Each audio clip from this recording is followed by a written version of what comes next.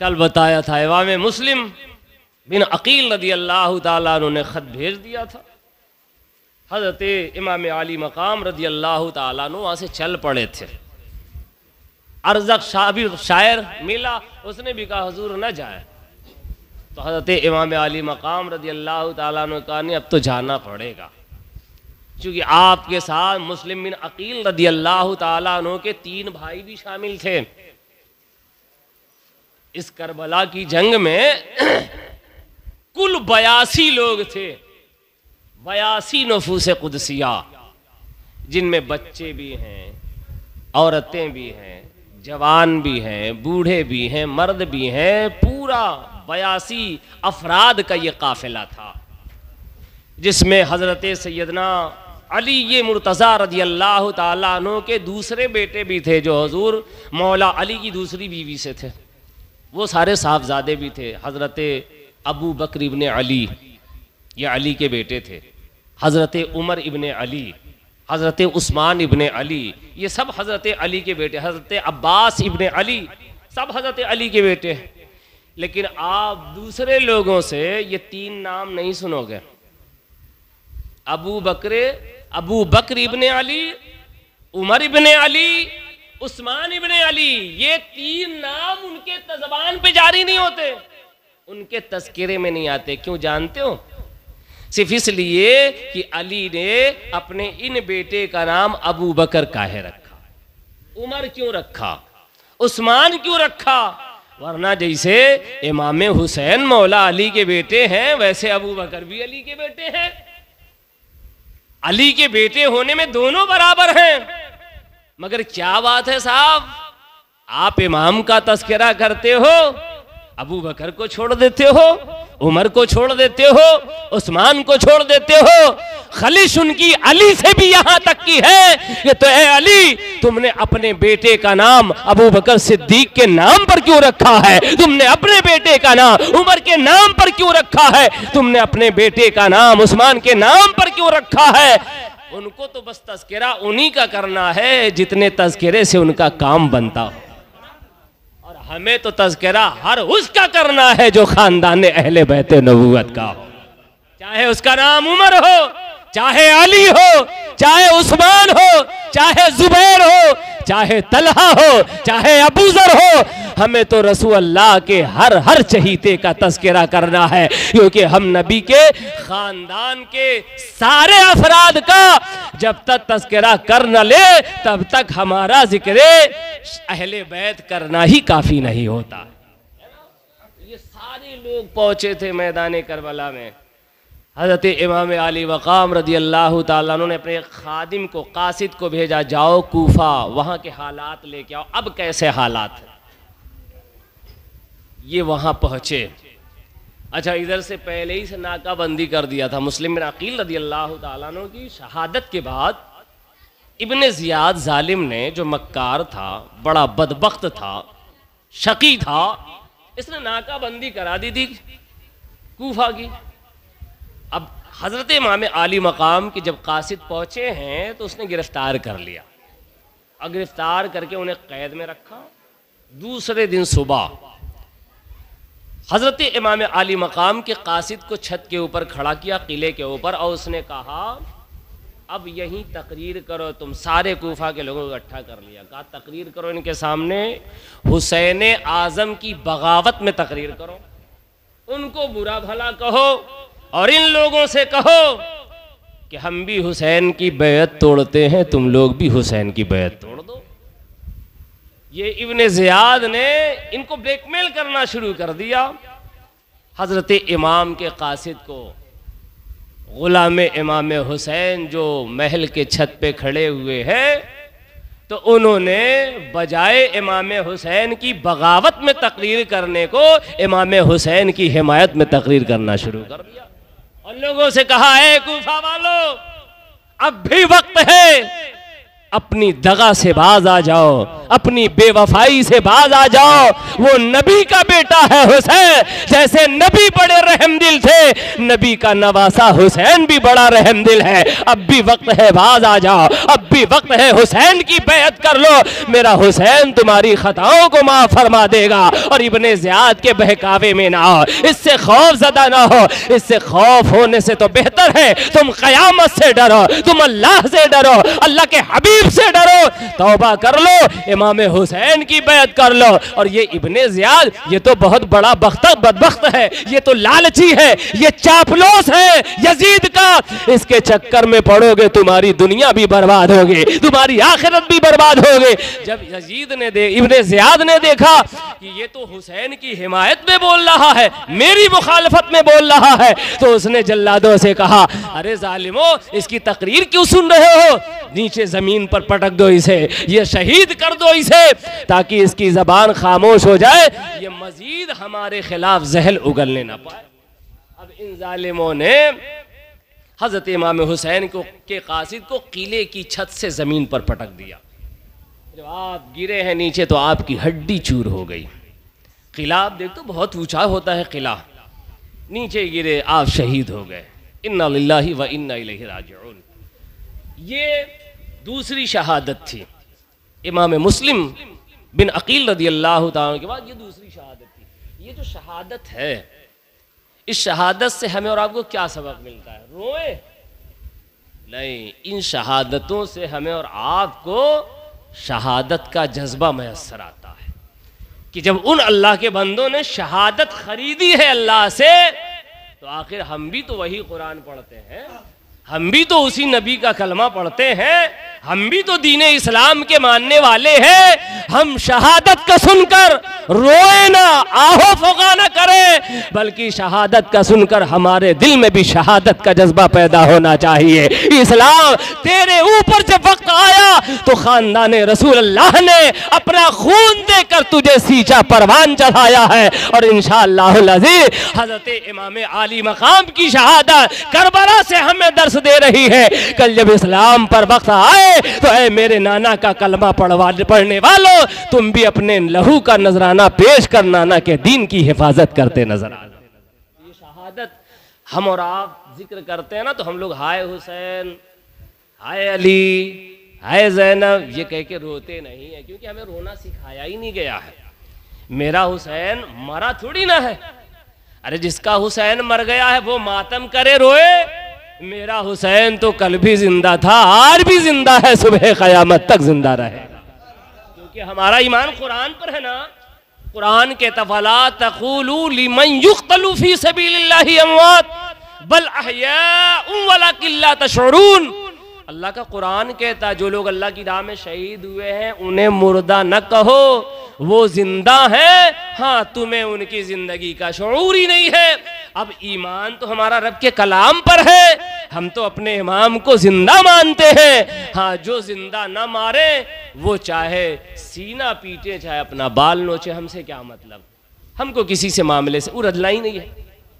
بہرحال حضرت امام عالی مقام رضی اللہ تعالیٰ عنہ پہنچے. جب ابھی کربلا پہنچنے میں 2-3 منزل باقی تھی، ادھر ابن زیاد نے حر ابن ریاحی رضی اللہ تعالیٰ عنہ کو 1000 لشکر دے کر کہا جاؤ حسین کا راستہ روک لو، انہیں کوفہ نہ پہنچنے دو، کوفہ میں داخل نہ ہونے دو.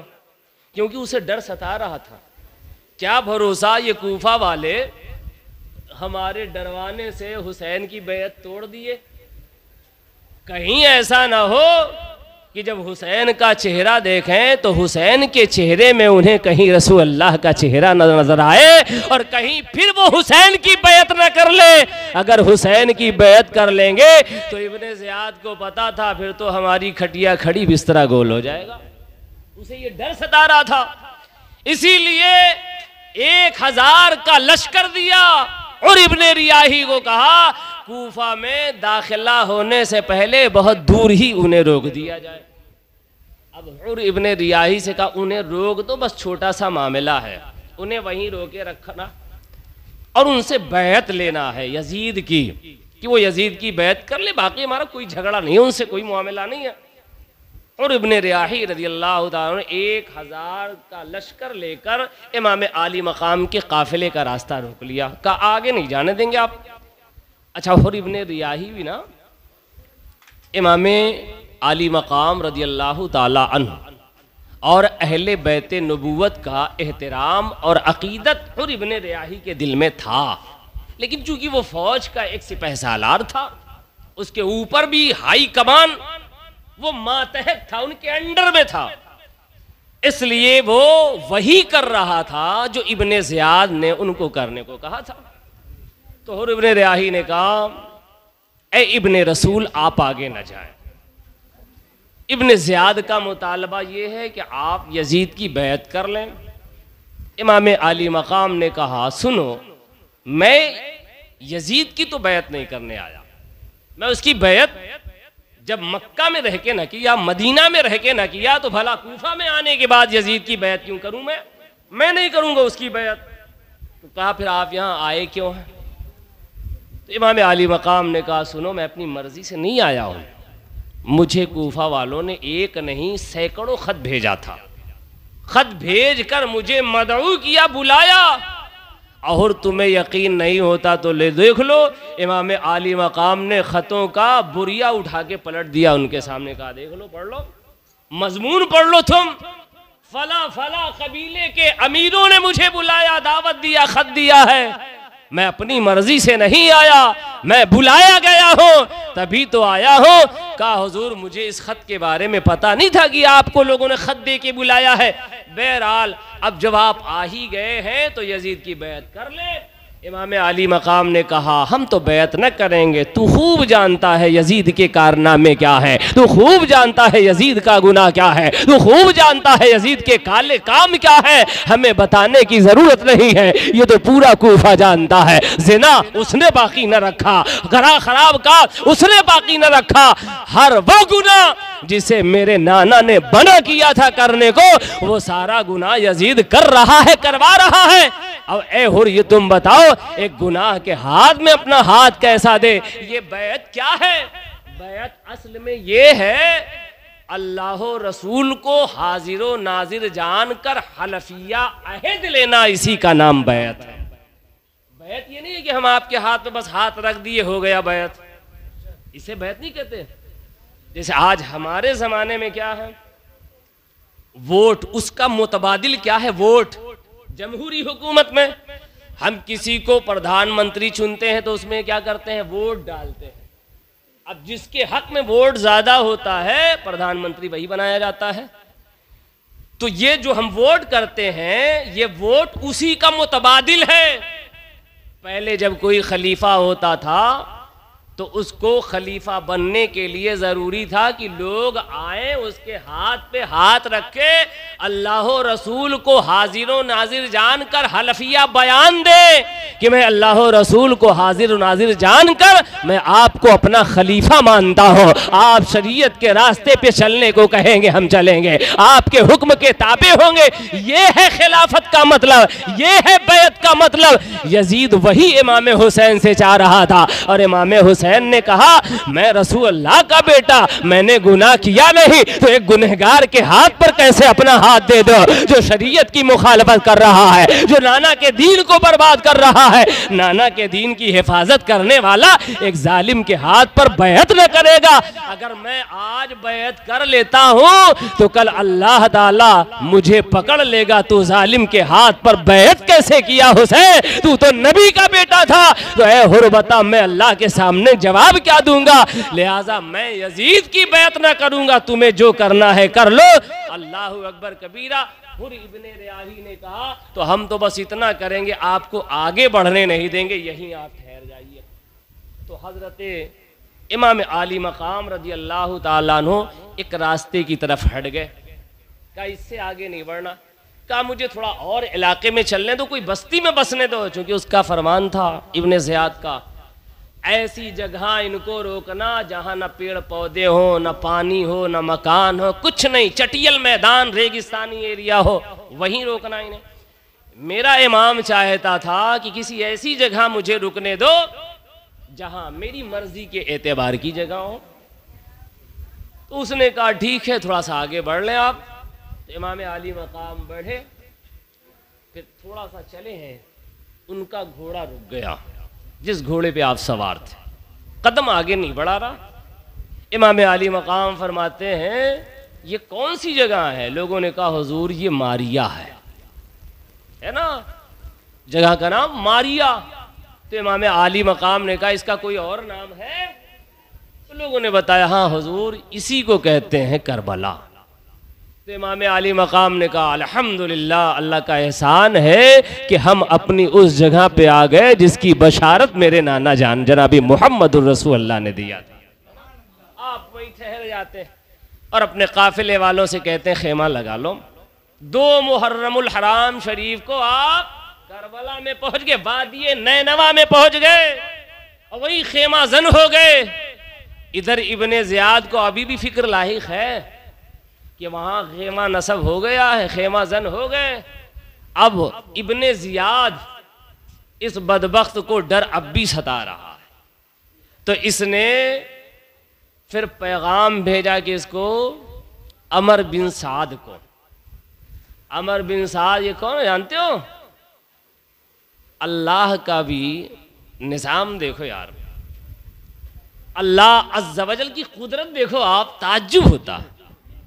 عمر بن سعد کے والد سعد ابن ابی وقاص رضی اللہ تعالی عنہ جو جناب محمد الرسول اللہ کے بڑے چہیتے صحابی تھے. جب احد کے میدان میں مسلمانوں کو شکست ہوئی مسلمانوں کی غلطی کی وجہ سے, حضور صلی اللہ علیہ وسلم کے پاس سے جب مسلمان تتر بتر ہو کے ادھر ادھر بھاگ گئے تو یہی 12 صحابی تھے جس میں حضرت سعد ابن ابی وقاص رضی اللہ تعالیٰ عنہ حضور کے سینے کے سامنے آ کے کھڑے ہو گئے تھے. اور ظالموں سے آپ نے کہا او ظالم, تو محمد مصطفیٰ پر وار کرے گا, تیری ہمت اتنی نہیں ہے کہ تو میرے محبوب تک تیر چلا دے, تلوار پہنچا دے. سن, جب تک سعد ابن ابی وقاص زندہ ہے تب تک محمد مصطفیٰ تک تجھے پہنچنے نہیں دیں گے. تیر چلانا ہو چلا. روایت میں آتا ہے جب دشمنوں کا تیر آتا ہے سامنے سے آتا تو سعد ابن ابی وقاص سامنے آ جاتے, داہنے سے پرچیر آتی تو سعد داہنے آ جاتے, بائیں سے تلوار پڑتے تو حضرت سعد بائیں آ جاتے. گویا جب حضور پر تلوار تیر کمان آتے تو حضرت سعد کبھی دائیں کبھی آگے کبھی پائیں کبھی پیچھے جناب محمد الرسول اللہ کی حفاظت کر رہے ہیں اور اپنے جسم پر دشمنوں کا وار روک رہے ہیں. اللہ اکبر کبیرہ. یہ دیکھو وہ صحابی, وہ باپ جو اپنی جان مصطفیٰ جان رحمت پہ قربان کر رہا ہے, اور اسی صحابی کا بیٹا ہے سعد عمر, جو عمر بن سعد جناب محمد الرسول اللہ کے بیٹے حسین پاک کا جانی دشمن بنا ہوا نظر آ رہا. باپ حضور کی جان بچا رہا ہے اور یہاں عمر حضور کے بیٹے کی جان لے رہا ہے. یہ بھی قدرت کا عجیب فلسفہ ہے, عجیب نظام ہے. تو عمر بن سعد اس وقت بصرہ کا حاکم تھا, بصرہ کا گورنر تھا. تو ابن زیاد نے اسے فوراً خط بھیجا کہ جتنی جلدی ہو سکے تم بصرہ چھوڑو اور پہنچ جاؤ. کہاں؟ کوفہ. اب اس نے لالچ بھی دے رکھا تھا کہ اگر تم کوفہ چلے گئے تو ہم مقام رے کی حکومت تمہیں دے دیں گے. اور مقام رے اس زمانے میں نا بڑا زرخیز ایریا تھا, بڑی اچھی فصل وہاں ہوا کرتی, بڑی ہریالی سبزہ اگتا تھا وہاں.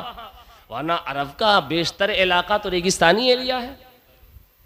یہ رے جو علاقہ رے کا تھا یہ بڑا سبزہ زار علاقہ تھا. تو اس کے منہ میں پانی آ گیا, یار رے کی حکومت و خلافت مجھے دیں گے, میں تو بڑا امیر ہو جاؤں گا. اس نے کہا کہ اگر تم نے حسین پر قابو پا لیا یا ان سے بیعت کرا لیا یا انہیں قتل کر دیا, دونوں میں سے تمہیں ایک کام کرنا. اگر تم نے قابو پا لیا حسین پر تو ہم تمہیں حکومت دے دیں گے رے کی. کہا اچھی بات ہے, چلتے. 4000 کا لشکر لے کے آیا کوفہ کی سرزمین پر. جہاں حضرت امام علی مقام رضی اللہ تعالیٰ عنہ خیمہ زن تھے وہیں لے کے لشکر پہنچا. اچھا 4000 کا لشکر لے کے پہنچا, تب بھی اس کا دل دھڑک رہا ہے خوف سے. پھر بھی ابن زیاد کو کہہ رہا فوج بھیجو, یہ 4 سے کیا ہوگا؟ تو ابن زیاد کہتا ارے پاگل ہو گئے ہو, 82 تو آئے ہیں اور 82 افراد کے مقابلے میں تمہارے پاس 4000 اور 1000 حور کے پاس 5000 کا لشکر ہے, تم کتنے ڈرپوک ہو. کہا ابن زیاد لگتا ہے نبی کے نواسوں سے تمہارا پالا کبھی نہیں پڑا ہے. ہم جانتے ہیں, ہم ان کی شان جانتے ہیں, یہ کون ہے؟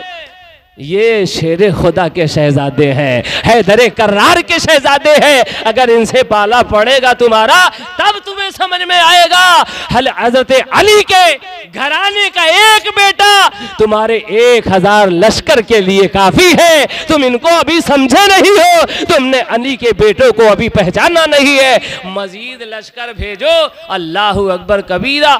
ہر بڑھتے دن کے ساتھ یہ ابن زیاد لشکر بھیجتا ہی رہا امام علی مقام کے مقابلے کے لیے, یہاں تک کہ 22000 کا لشکر اکٹھا ہو گیا. آپ سے حیرت نہیں ہو رہی آپ کو؟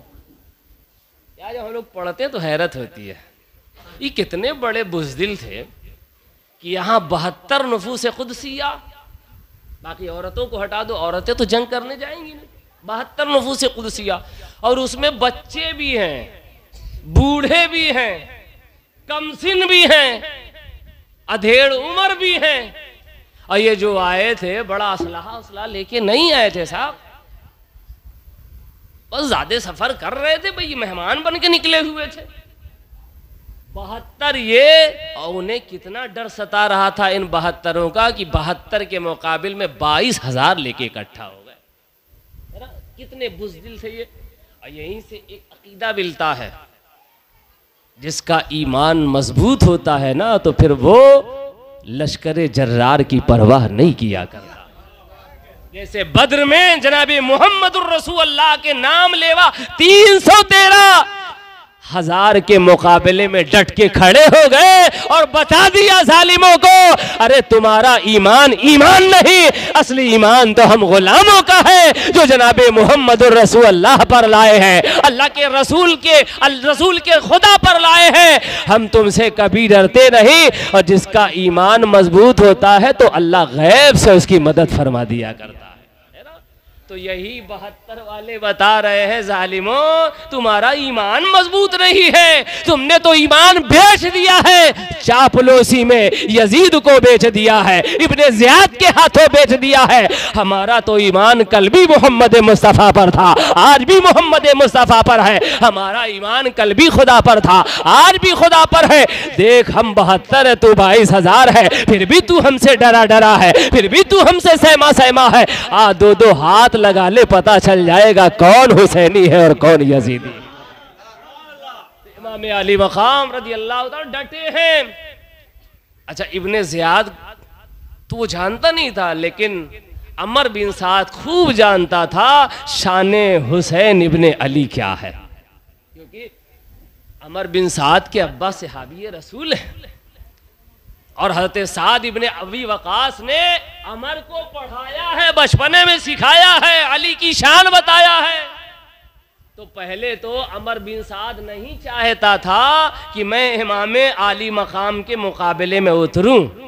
اس نے پہلے ہیلا بہانہ سے کام لیا. جب ابن زیاد دیکھا کہ یہ ہیلا بہانہ سے کام لے رہا ہے, تب اس نے لالچ دیا کہ مقام رے تیرے حوالے کر دیں گے. اچھا وہ بدبخت بھی آ گیا لالچ میں.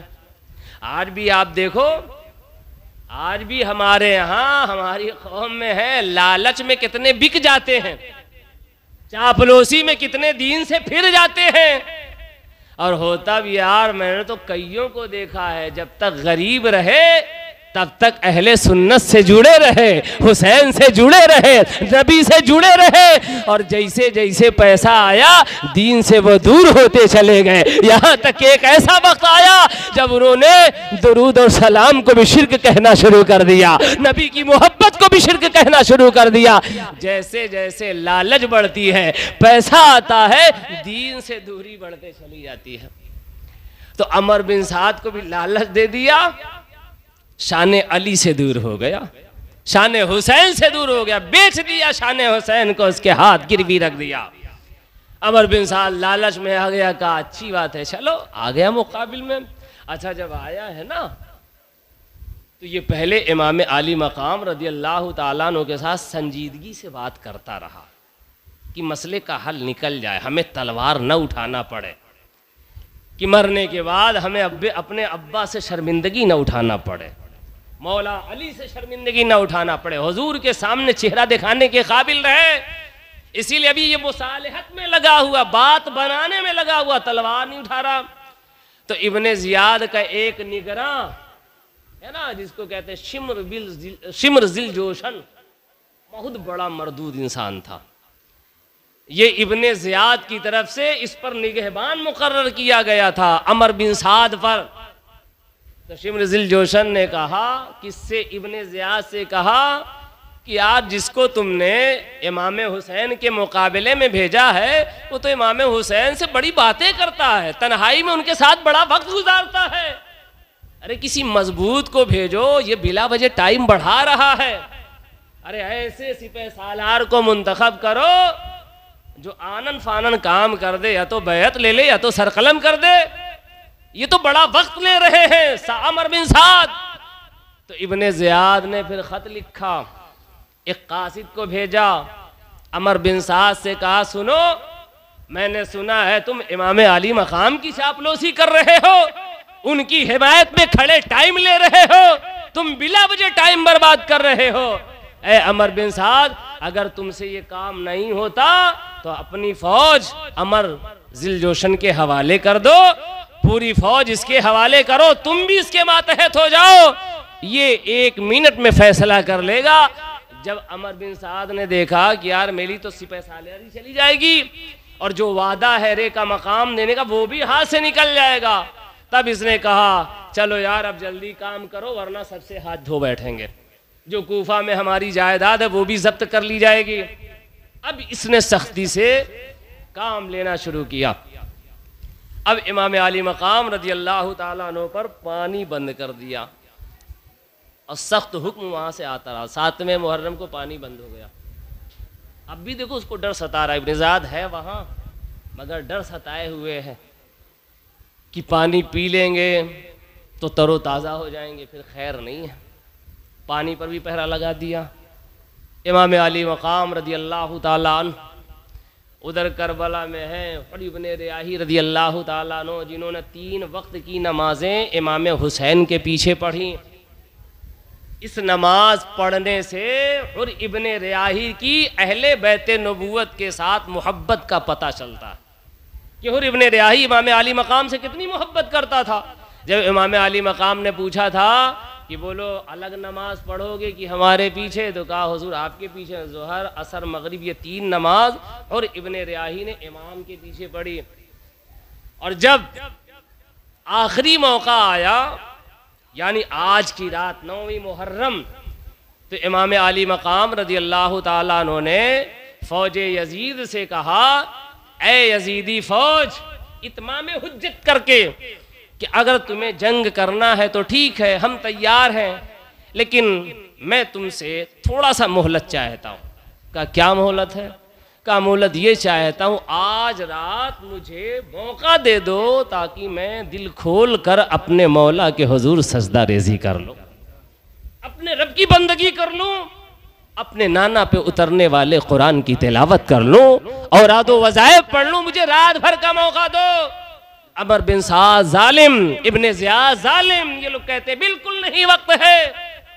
ادھر حر ابن ریاحی نے جب دیکھا کہ یہ لوگ زیادتی کر رہے ہیں، تب حر ابن ریاحی نے کہا آپ غلط کر رہے ہو، ہر موقع لینے والوں کو موقع دیا جاتا ہے، ان کا بھی حق ہے، امام علی مقام کا بھی حق ہے، انہیں موقع دیا جانا چاہیے، اگر یہ موقع مانگ رہے تو موقع دیجئے۔ حضرت حر ابن ریاحی آڑے آئے، جب انہوں نے اعتراض کیا تو ظالموں نے کہا ٹھیک ہے چلو رات بھر کا تمہیں موقع دیا۔ اب حضرت حر ابن ریاحی کے دل میں بات کھٹک گئی کہ یہ لوگ ظلم کر رہے ہیں، اور آپ نے سنا کہ جب 10ویں محرم کا دن قائم ہوتا ہے، صبح کی سفیدی نمودار ہوتی ہے. حر ابن ریاحی کہاں ہیں؟ یزیدیوں کی لشکر میں ہے نا. جب حضرت حر ابن ریاحی کو پتا چل گیا، انہوں نے سب جان لیا کہ یہ باطل ہے، امام حسین حق پر ہیں، تو بڑے متفکر کھڑے تھے. انہی کے ساتھی لوگ کہتے ہیں میدان جنگ میں بہت دیکھا حر ابن ریاحی کو، مگر کربلا کا جو میدان قائم ہوا اس میں حر ابن ریاحی کو جو دیکھا تو ان کے چہرے پہ بڑے تفکرات کے اثرات ظاہر تھے، بڑے فکر مند تھے. اور لوگوں نے ان سے کہا کہ حر تمہارے چہرے پہ ایسے اثر کیوں دیکھ رہے ہیں؟ تو کہا یار میں کشمکش میں کیا کروں، میں دیکھ رہا ہوں میرے ایک طرف جنت ہے اور ایک طرف جہنم ہے، میں جاؤں تو جاؤں کدھر جاؤں، جہنم کی طرف جاؤں کہ جنت کی طرف جاؤں؟ تو کہا ارادہ کیا ہے؟ کہا ارادہ تو یہ ہے کہ جنت کی طرف جاؤں. کون مومن ہے جو جہنم کو قبول کرے گا جنت کو چھوڑ گا؟ مجھے جنت جانا ہے. حر ابن ریاحی رضی اللہ تعالیٰ عنہ گھوڑے کو ایڑ لگاتے ہیں اور جناب امام کی خدمت میں حاضر ہو جاتے ہیں اور حاضر ہو کے رونے لگتے ہیں. کہا حضور بڑا تکلیف پہنچایا آپ کو، بڑا ظلم کیا آپ پر. کہا حضور اب سے میں آپ کی بارگاہ میں آیا ہوں، کیا آپ مجھے معاف کر دیں گے؟ آقا حسین فرماتے تیرا نام کیا ہے؟ عرض کیا حضور میرا نام حر ہے. کہا حر کے معنی تو آزاد ہوتا ہے، اگر تیری اماں نے حر رکھا ہے تو لے میں تجھے ضمانت دیتا ہوں، جا تجھے جہنم سے آزادی دلاتا ہوں. تو حضرت حر رضی اللہ تعالیٰ عنہ نے حضرت امام کی بیعت کر لیا. کہا حضور میں آپ کی طرف سے ہوں. آگے اور پھر ادھر 10ویں محرم کی سفیدی طاری ہوئی، رات بھر امام علی مقام اور آپ کے خانوادے کے سارے لوگ عبادت و ریاضت میں مشغول ہیں، سب عبادت کر رہے ہیں. آہو فوغا نہیں بھیا، رونا دھونا نہیں ہے. امام علی مقام نے تو پہلے ہی سے سمجھا دیا تھا کہ کوئی رونا دھونا نہیں، یہی تو مقام استقامت ہے، یہی تو صبر کرنا ہے. ہمیں نانا نے پہلے ہی ٹرینڈ کر دیا تھا بچپنے ہی میں، صبر کا پہاڑ ہمیں بنا دیا تھا. اسی لیے امام علی مقام رضی اللہ تعالیٰ عنہ اس رات جب عبادت کر رہے ہیں، قرآن کی تلاوت کر رہے ہیں، تو امام علی مقام اللہ سے دعا کر رہے اے اللہ کل کربلا کا میدان ہے، ہمارے جگر پارے شہید ہوں گے، ہمارے بچے شہید ہوں گے، ہمارے جوان شہید ہوں گے. اے مولا مجھے ثابت قدم رکھنا، مجھے صبر کا پہاڑ بنا دینا. اللہ سے راز و نیاز کی باتیں کر رہے ہیں امام علی مقام. غنودگی طاری، نیند لگ گئی. اتنے میں جناب محمد الرسول اللہ خواب میں تشریف لا رہے، آقا کریم تشریف لائے اور آقا کریم نے اپنے شہزادے کو اپنے آغوش میں بٹھایا اور بٹھانے کے بعد اللہ کی بارگاہ میں دعا کیا اے اللہ میرے بیٹے کا کل امتحان کا دن ہے، اے اللہ میرے بیٹے کو صبر جلیل عطا فرمانا، صبر جمیل عطا فرمانا، اے اللہ میرے بیٹے کو صبر کا پہاڑ بنانا. اللہ کے رسول نے اپنے شہزادے کے لیے دعا فرمائے. پھر آقا کریم جناب محمد الرسول اللہ رخصت ہوتے ہیں. حضرت امام حسین رضی اللہ تعالیٰ بیدار ہوتے ہیں تو اپنے بیٹے حضرت زین العابدین رضی اللہ تعالیٰ عنہ حضرت علی اکبر سے کہتے ہیں کہ بیٹا جاؤ باہر دیکھو کربلا کا منظر کیسا ہے، وہاں کی تیاری کیسی ہے دشمنوں کی. جب حضرت علی اکبر آتے ہیں نگاہ دوڑاتے ہیں سپاہیوں پر، پھر ان کی نگاہ ایک خاتون پر پڑی، ایک نقاب پوش عورت پر ان کی نگاہ پڑی. انہوں نے کیا دیکھا؟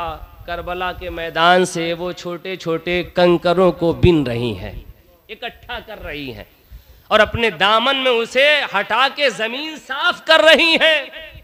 حضرت علی اکبر آئے، اپنے بابا جان امام علی مقام سے سارا منظر بتا دیا اور بتانے کے بعد اس خاتون نقاب پوش خاتون کا بھی منظر بتایا. آقا حسین کی آنکھیں رونے لگتی ہے۔ میرے آقا حسین فرماتے ہیں بیٹا تم نے انہیں پہچانا نہیں، وہ تمہاری اور ہماری، تمہاری دادی جان ہماری اماں جناب فاطمہ تھی جو کربلا سے کنکر اٹھا رہی تھی تاکہ جب ہمارے نونہال زمین پر پڑے تو ان کے جسم پر یہ کنکر چبھ کر انہیں تکلیف نہ پہنچانے پائے، اس لیے کنکر بن رہی۔ جناب امام علی مقام رضی اللہ عنہ پوری رات عبادت و ریاضت میں گزارا۔ آج ہم بندوں پر اگر مصیبت آ جاتی ہے، یا فرض کر لو اگر آج ہمیں پتہ ہو جائے کہ کل صبح ہمیں مرنا ہے، فلاں آدمی ہمیں مار دے گا، تو ہم کیا کریں گے؟ ہم لوگ اس کی منت و سماجت کرنے لگیں گے، اور اس کی منت کرتے کرتے اس کو مناتے مناتے جس حد تک بھی گرنا ہوگا گر جائیں گے، اس کو منائیں گے، زمین جائیداد پیسہ مال دولت سب دینے کو، بس تم سب لے لو یار، میری جان بخش دو، چھوڑ دو میری جان، ہم تو یہاں تک گر جائیں گے۔ مگر رسول اللہ کے بیٹے نے کہا ہم ایمان سے سودا نہ کریں گے، ایمان کو ہم نہ بیچیں گے، نہ رسول اللہ کے دین کو بیچیں گے، جان چلے بھلے چلی جائے مگر جنابی محمد الرسول اللہ کے دین کو ہم زندہ کر کے رہیں گے۔ امام علی مقام رضی اللہ تعالیٰ عنہ جب صبح کی سفیدی ہوئی، نقار طبل بج گیا ہے نا، نقار جنگ۔ اب عمر بن سعد کی طرف سے پہلا تیر، ابھی امام علی مقام رضی اللہ تعالیٰ عنہ جنگ نہیں کر رہے ہیں اور نہ تیر، کیونکہ امام علی مقام شروع سے ہی چاہتے تھے کہ جنگ نہ ہو، اسی لیے انہوں نے ابن سعد سے بھی کہا اور عمر بن سعد سے بھی کہا اور حر ابن ریاحی سے بھی کہا کہ اگر تم مجھے کوفہ نہیں جانے دیتے ہو تو 3 آپشن ہے، یا تو میرا راستہ چھوڑ دو میں سیدھے دمشق چلا جاؤں یزید کے پاس، جیسے میرے بھائی امام حسن نے امیر معاویہ کے سامنے بیٹھ کر روبرو ہو کر معاہدہ کر لیا تھا، مصالحت کر لیا تھا، ایسے مجھے اجازت دو تاکہ میں امیر معاویہ کے بیٹے یزید کے آمنے سامنے بیٹھ کر مصالحت کی کوئی صورت پیدا کر لوں، مجھے چھوڑ دو میرا راستہ میں دمشق چلا جاؤں۔ یا تو دوسری صورت یہ ہے کہ مجھے چھوڑ دو میں واپس مدینۃ الرسول چلا جاؤں، مکہ معظمہ چلا جاؤں، میں جنگ نہیں کرنا چاہتا۔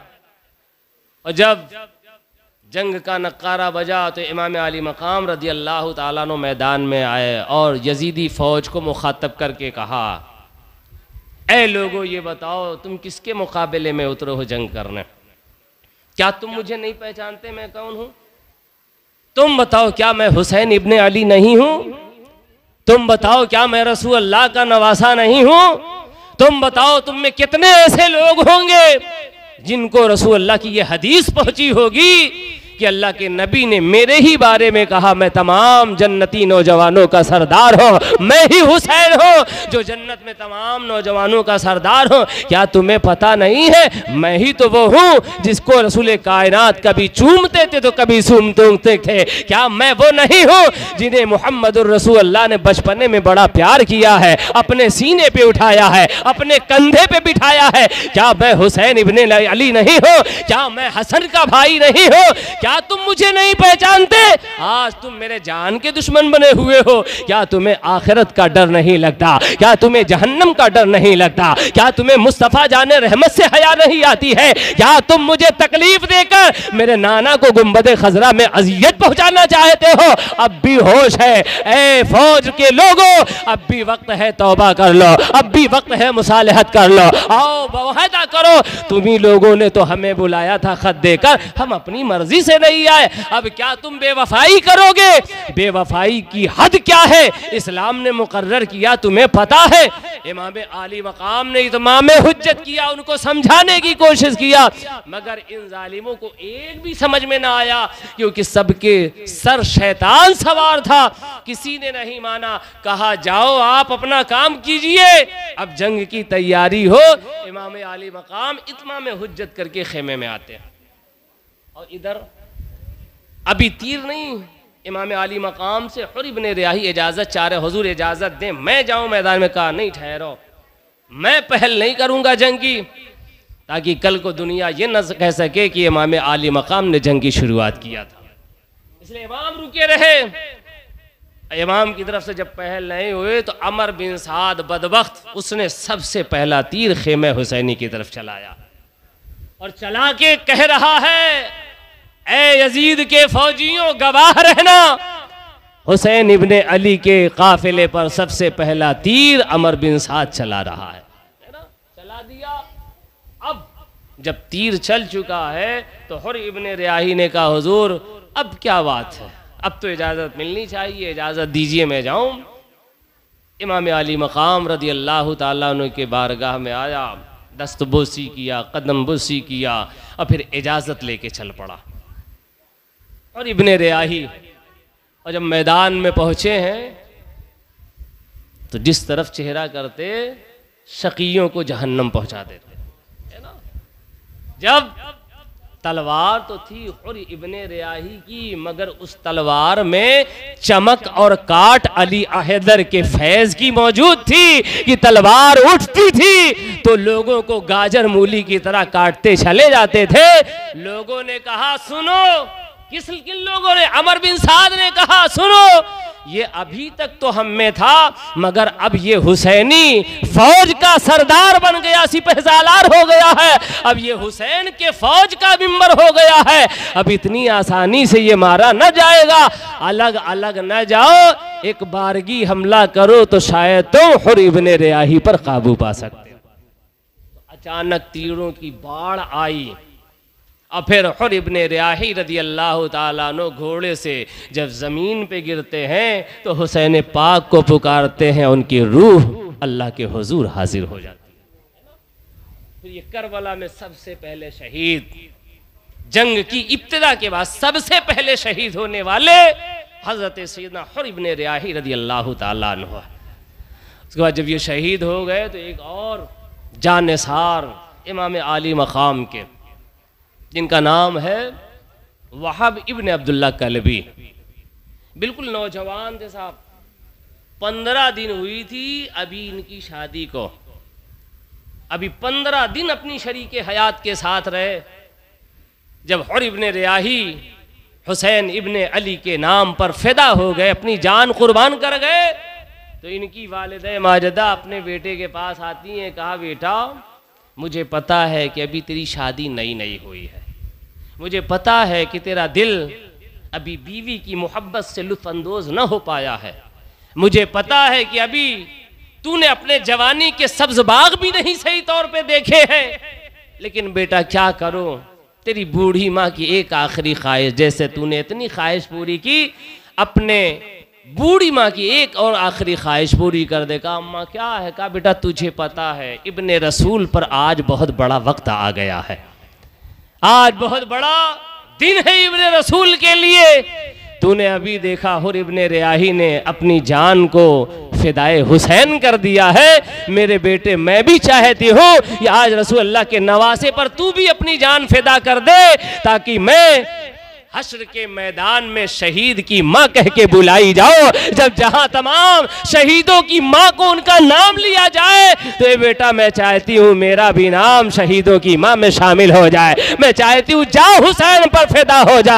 بیٹے نے کہا اماں اگر تیری یہ خواہش ہے تو بہت اچھی بات ہے، اگر تو محب اہل بیت ہے تو بیٹا تو میں تیرا ہوں، میرے بھی دل میں حسین کی محبت ہے، میرے بھی دل میں اہل بیت کی محبت ہے، جا ماں میں تجھ کو کہتا ہوں میں جا رہا ہوں حسین پر فدا ہوگا، میں اہل بیت پر فدا ہو جاؤں گا۔ آیا یہ بیٹا اپنی بیوی کے پاس، کہا اے میری شریک حیات میں نے جانا ہے، میں نے مانا ہے، تو نے میرے لیے اپنا سب کچھ قربان کر دیا ہے، ماں کو چھوڑا، باپ کو چھوڑا، گھر کو چھوڑا، سہیلیوں کو چھوڑا، گلیوں کو چھوڑا، میں سب تسلیم کرتا ہوں، لیکن یاد رکھنا تو میرے حسین سے بڑھ کر نہیں ہے، تیرا خاندان حسین کے خاندان سے بڑھ کر نہیں ہے، تیری محبت کے سامنے حسین کی محبت تو بہت بلند ہے، میں کہتا ہوں میں تجھے چھوڑ رہا ہوں اور امام عالی مقام کی بارگاہ میں جا رہا ہوں، میرا باپ میرے بعد اللہ تیرا خیر کرے، اللہ تیرا بھلا کرے، میں تجھ سے اجازت چاہتا ہوں۔ بیوی نے کہا اگر تو محب اہل بیت ہے تو بیوی بھی تمہیں تیری ہو، نکاح بھی تو تیرے ساتھ میرا ہوا ہے، ہے، اگر تو ان سے محبت کرتا ہے تو جا، میں بھی خوشی خوشی اجازت دیتی ہوں، فدا ہو جا حسین پر۔ اللہ اکبر کبیرہ۔ امام حسین کی بارگاہ میں وہب بن عبداللہ کلبی آتے ہیں، حضور سے اجازت لیتے ہیں، حضرت وہب بن عبداللہ کلبی کی طرف محبت بھری نگاہ امام حسین اٹھاتے ہیں۔ ان کو بھی تو پتا ہے نا کہ اب اس نوجوان کی جوانی ابھی چڑھی ہے، 15 دن نکاح کو ہوئے ہیں، امام عالی مقام کو کس قدر پیار آیا ہوگا اس نوجوان پر کہ اس نے اپنی نوجوانی کو قربان کرنے کا ارادہ کر لیا، میرے آقا نے اسے اجازت دیا، اور یہ بھی اللہ کا بندہ میدان میں گیا ہے تو شیر کی طرح دہاڑتے ہوئے نہ جانے کتنوں کو جہنم پہنچا کر پھر یلغار ایک ساتھ، پھر یہ بھی اللہ کا بندہ اپنے گھوڑے سے زمین پر آتا ہے، جام شہادت نوش کرتا ہے، میرا امام اسے اٹھا کر خیمہ حسینی کی طرف لے آتے ہیں۔ جب یہ دو شہید ہو گئے، اب میرے امام آگے بڑھنا چاہتے ہیں، تو حضرت زینب جو حضرت امام حسین کی سگی بہن ہے، جو حضرت سیدنا جعفر طیار رضی اللہ تعالی عنہ، جن کی خاندان سے ہمارے مرشد حضور سیدنا ہشام میاں صاحب قبلہ، یہ حضرت جعفر طیار رضی اللہ تعالیٰ عنہ کی بہو ہے، حضرت زینب امام حسین کی بہن، سگی بہن، حضرت جعفر طیار کی بہو حضرت عبداللہ کی بیوی ہیں۔ تو ان کے دو بیٹے تھے، ایک کا نام عون اور دوسرے کا نام محمد ہے، اور یہ دونوں امام حسین رضی اللہ تعالیٰ عنہ کے سگے بھانجے ہیں۔ جب یہ دونوں شہید ہو گئے تو حضرت زینب رضی اللہ تعالیٰ عنہ امام عالی مقام کی بارگاہ میں آئی اور کہا، بھیا اجازت دو تو میں اپنے نونہالوں کو دولہا بنانا چاہتی ہوں۔ کہا بہن کیسے اجازت دوں، وہ تیرے بیٹے ہیں۔ میں نہیں چاہتا کہ میری آنکھوں کے سامنے میرے بہن کی گود سونی ہو جائے، گود اجڑ جائے، میں بالکل یہ نہیں چاہتا۔ تو حضرت زینب نے کہا، میرے بھائی حسین، میں تو یہی چاہتی ہوں کہ میں اپنے بیٹے اپنے بھائی پر فدا کر دو، ان پر قربان کر دوں، جنہیں رسول اللہ نے بار بار محبت بھری نگاہ سے دیکھا، چوما اور سونگا ہے۔ بیٹا میں چاہتی ہوں، میرے بھائی میں چاہتی ہوں کہ آپ پر میں اپنے بچوں کو صدقہ کر دوں۔ اللہ اکبر کبیرہ۔ بڑی مشکل سے امام عالی مقام رضی اللہ تعالیٰ عنہ نے انہیں اجازت دے دیا، کہا بہن لے جا۔ حضرت زینب رضی اللہ تعالیٰ عنہ دونوں بچوں کو، اپنے سگے بیٹوں کو لاتی ہیں، اپنے ہاتھ سے انہیں سوارتی ہیں، دولہا بناتی، بالوں میں کنگھا کرتی ہیں، دولہا بناتی ہیں، امامہ شریف سر پہ رکھتی ہیں، چھوٹی چھوٹی تلوار کمر سے حمائل کرتی ہیں، اور پھر کہا جاؤ اپنے ماموں جان کی بارگاہ میں ان کی دستبوسی کر لو۔ یہ دونوں بھانجے ماموں جان کی بارگاہ میں، امام حسین کی بارگاہ میں آئے، گلے لگایا، پیشانی کو بوسہ دیا میرے امام نے، اور پھر رخصت کر دیا۔ یہ کیا کم کام ہے یار، یہ چھوٹے دل کا کام ہے، یہ بہت بڑے جگر کا کام ہے۔ ابھی 2 لاشاں اٹھایا، 2 جانثاروں کا جنازہ خیمہ حسینی میں پڑا ہے۔ یہاں تو ہم اور آپ اگر کسی پرائے کا خون دیکھ لیتے ہیں تو رحم امڑ آتا ہے دل سے کہ یار یہ ایکسیڈنٹ کر دیا ہے، لا اس کو پہنچایا جائے ہاسپیٹل۔ کون ہے پہچانتے ہو؟ نہیں صاحب پہچانتا نہیں، پھر قاعدہ ارے یار انسان ہے، انسانیت ہے، دکھا رہے ہیں، اس کو پہنچائے۔ سوچو وہاں اپنا یار شہید ہوا تھا، میرے امام کے دل پہ کیا گزری ہوگی۔ لیکن امام حسین رضی اللہ تعالیٰ عنہ کا قدم کہیں بھی متزلزل نہیں ہوا، پیچھے نہیں ہٹایا قدم میرے امام نے، کہا دین کی بقا کے لیے آگے نکلے ہیں، ابھی تو بہت سی قربانیاں دینی باقی ہے، ابھی تو ہم اپنی بھی قربانی دینے والے ہیں۔ اللہ اکبر کبیرہ۔ وہی صبر جو حضور نے بچپنے میں پڑھایا تھا، آج وہی صبر کربلا میں دیکھنے کو مل رہا ہے، صبر کا پہاڑ بنا ہے میرا امام۔ اللہ اکبر۔ اپنے شہزادوں کو اجازت دیا ہے، یہ دونوں شہزادے ننھی تلوار لیے میدان کربلا میں نکلے ہیں، اور جب یہ جس سمت چہرہ اٹھا کے چلتے ہیں تو لوگوں کی صفیں الٹ دیتے ہیں۔ کہا یہ کون سا بچہ ہے؟ کہا تمہیں پتا نہیں ہے، یہ تو جعفر طیار کے دونوں پوتے ہیں، یہ حسین کے بھانجے ہیں، ان کے خون میں حیدری خون شامل ہے، ان سے لڑنا آسان کام نہیں ہے۔ کہا اے ظالمو، الگ الگ جاؤ گے گاجر کی طرح کاٹ دیے جاؤ گے، مولی کی طرح چیر دیے جاؤ گے، اکیلے اکیلے نہ جاؤ، انہیں ہرانا ہے تو ایک ساتھ حملہ کرو، گتھم گتھا ہو جاؤ، اللہ اکبر کبیرہ۔ پھر وہی ہوا، چاری طرف سے تیر کی بوچھار آئے اور ان ننھے شہزادوں کے جسم میں کئی طرف سے تیر پیوست ہوتے ہیں، نڈھال ہو کر، ایک تو 3 دن کے پیاسے پہلے ہی ہیں، بھوکے پہلے ہی ہیں، اور پھر اس پر جب تیر لگا ہے تو خون کا پھوارہ جب جاری ہوا ہے تو یہ نڈھال ہو کے گھوڑے سے نیچے آتے ہیں، ادرکنا ہو یا حسینہ کہتے ہیں یہ بچے، اللہ اکبر۔ ادھر حضرت امام عالی مقام رضی اللہ تعالیٰ عنہ نے اپنی بہن کی بارگاہ میں ان دونوں شہزادوں کو لا کے رکھا، کہا اے میری بہن زینب، لے اللہ نے تیرا تحفہ قبول فرما لیا ہے، ان بچوں کی شہادت کو اللہ نے قبول فرما لیا ہے۔ ابھی تک یہ بچے پیاسے تھے مگر اب انہیں مصطفیٰ جان رحمت کے جام سے جام کوثر مل گیا ہوگا۔ سوچو 2 بچے سگے بھانجے، ہمارے گھر میں ایک لاشا کسی کا انتقال ہو جائے تو حال کیا ہوتا ہے، پورا محلہ اٹھاتا ہے ہم کو سمجھانے کے لیے، ہم کو چپ کرانے کے لیے، تسلی دینے کے لیے، مگر خیمہ حسینی میں 2 پڑے تھے، 2 اور شہید ہو گئے، اور وہ بھی بچے۔